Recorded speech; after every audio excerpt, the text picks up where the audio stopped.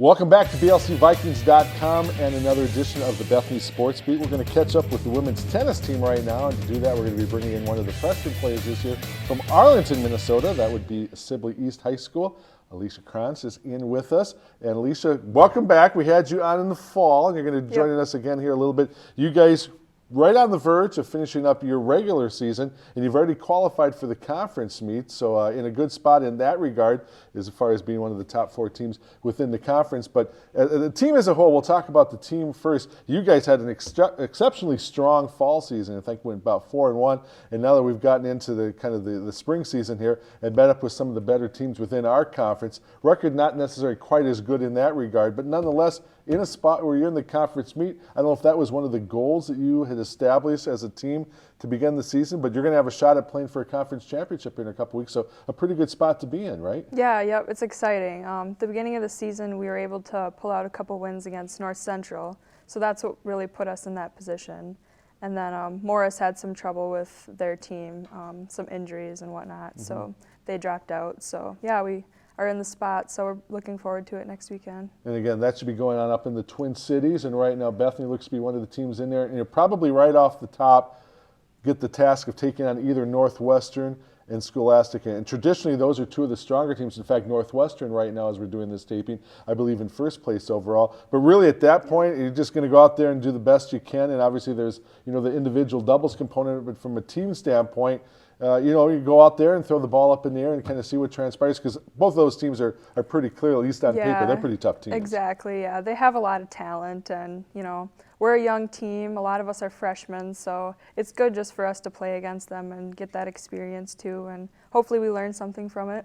Okay. Now your season as a whole, and again, you've been playing both singles and doubles, and if we go back and probably ask you this in the fall, but just to refresh everybody, the idea of playing both singles and doubles, is that something that you're used to coming out of the high school level? No, I'm not.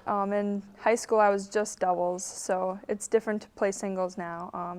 I wasn't really a singles fan. I didn't really like playing singles, but now that I've had a lot more experience with it, I'm liking it a lot more, and I'm able to get some wins, so. Okay. For you, the difference, obviously there's a concept of court coverage in there, but obviously the other thing would be just as a singles player, you're pretty much in control of everything that goes on. Do you like that element of the change, or do you still kind of favor doubles play a little bit more? I do like that, being able to be in control and not have to worry about a doubles partner. The last while here, we've had some conflicts with injuries, so my doubles partner hasn't been consistent. So with that factor, it's been kind of hard. We aren't able to build that chemistry like when in high school we were. So it's been nice just to play singles and not have to worry about that too. I probably talked back in the fall just the biggest differences between the high school game and college level, but how much smarter are you at this point after completing just about an entire year of college tennis? How much smarter are you of a player right now? Oh, a lot more, yeah.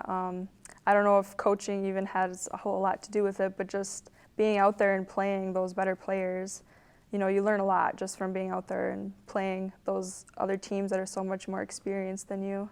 Okay. And as far as individually for you? Yeah, individually, yeah. Yeah, as far as individually for you, as far as the conference play goes, don't know exactly within your own flight where things stand, but you've seen kind of continue. You kind of pleased with where your game is at this point with just a couple weekends left in the season?